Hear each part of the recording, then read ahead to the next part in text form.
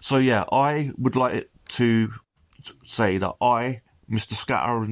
Scott Aaron John Reynolds, that is Scott 1984 FP, also known as Scott Aaron John Reynolds, had my Twitter account permanently deleted as of 2023. Now, I've asked for my archive data from 2009, August 2009 to 2023. I'm being refused it, and I'm being told I broke terms and conditions. Now, I'm not being shown any individual Twitter posts, and I'm not being shown what terms and conditions I broke. Yet, between up till December 2022, I'd been calling out people like Elon Musk, Rupert Murdoch, Boris Johnson, Jacob Rees-Mogg, Nigel Farage, Donald Trump, Putin, North Korea, China, Rishi Sunak. I've been calling out a lot of people. I've been calling out opiate stigma for a long time on Twitter. I've been calling out cannabis stigma for a long time now. Now, the elites, the majority of the elites are conservative, and one of the biggest interfering elites in the world is known as Rupert Murdoch. Now, in Australia, he owns 1,000 different media outlets and companies. That's for you to do your own research. Don't use Google, use DuckDuckGo. DuckDuckGo for all research. He has been politically interfering and getting away with it. That's Rupert Murdoch and the Murdoch family. He has been politically interfering in UK, USA and Australian politics. Now, you might not realise this because you're not paying attention.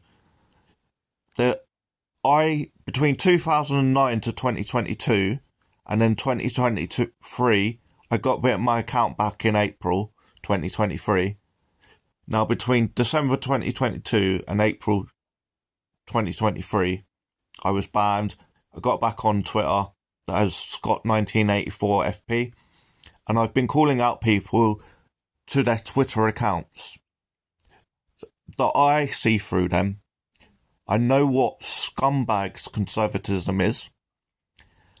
And if you look into the Byline Times or the central bylines, and you look into Daily Mail and LBC, you'll find that in the strictest lockdown, I think it was 2020 or 2021, a Rachel Johnson says there was a weird situation. She tries to act all coy. Rupert Murdoch's there with my nephew, bouncing my nephew on his knee, going, "We must ask the BBC," at her brother. And she goes, "Oh, how does Rupert Murdoch get here? My brother would never do anything wrong." To get into Exchequers or number 10, you have to be personally vetted, personally invited. There's only two people that could do this. Boris Johnson's wife or Boris Johnson, the Prime Minister. Now, the bylines and the Byline Times and the central bylines, I'm sorry I'm not pronouncing them correctly, independent media, as well as other papers, clocked on that the heads of the BBC also got invited to Exchequers, and Rupert Murdoch was there at the same time. Yet no one's linked that none of them should have been there. Rachel Johnson shouldn't have been there. Rupert Murdoch shouldn't have been there. The head of the BBC shouldn't have been there. Because it was a strict COVID lockdown. So the police are protecting the elites. This country of the UK does not currently have any democracy. Because the opposition isn't fighting. In America, they know how serious it is. If Trump gets in, or any GOP Republican gets in America, they're going to have a conservative dictatorship, and it will split America apart. Now, the UK has to throw a general election between now and 2024/2025. Elon Musk buys Twitter so he can politically interfere. Guess who he's seen within the first few weeks or days of buying Twitter? With Rupert Murdoch in public. Now, they hate anyone that challenges them, and they always have. So they are going to make it look like anyone that supports Palestine is a terrorist sympathiser. They're going to make anyone that is woke the enemy, anyone that is left the enemy, anyone that's Black Lives Matters the enemy, anyone that's LGBTQ the enemy, anyone that's gay, trans, bisexual the enemy, anyone that's a minority the enemy, unless you're conservative. If you're a minority conservative, you're welcomed into the family. And then they'll use those minorities to sell the white idea, the white man conservative idea, the Elon Musk fantasy, the Rupert Murdoch fantasy, the Daily Mail owners fantasy, the Daily Express idea of fantasy, which is to grab more and more wealth, more and more power, more and more control, and to make sure that we can't criticise what is mainly a conservatism cancer. They're the two oldest political parties in the West. They have never really changed. They only cave in occasionally. Conservatism is a cancer. It's a minority as well.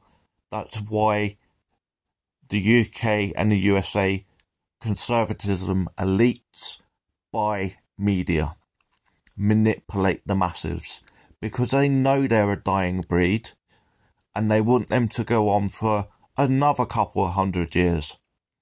And they'll get in bed with dictatorships like Russia, China, and although they're saying to the public, Russia bad, China bad, they are in bed with Russia and China.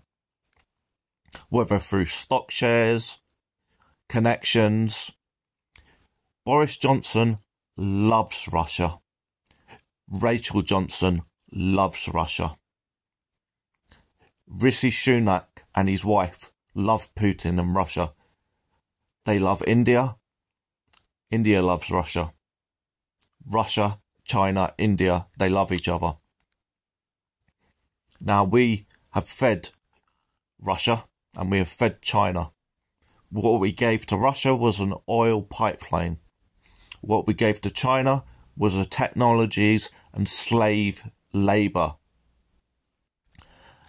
Conservative elites would love to hijack UK and USA democracy, because then they could implement laws saying the 99% can never criticise Rupert Murdoch and Elon Musk and Boris Johnson and Jacob Rees-Mogg and Nigel Farage and Aaron Banks and Steve Bannon and Dominic Cummings and David Cameron and Theresa May and Priti Patel and Sula Braverman and Michael Gove and any Tory elite you can think of, or conservative elite you can think of. They would love to make a law to say you can't criticise us. And that's because they've got fragile egos. They're weak human beings. They're greedy.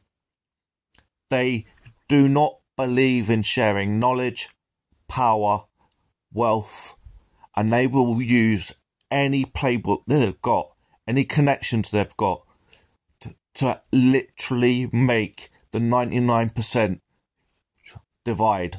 The 1% is normally conservative. They are the enemy. The Jews aren't the enemy. Muslims aren't the enemy. Christians aren't the enemy. Gays aren't the enemy. It's conservatism that's the enemy.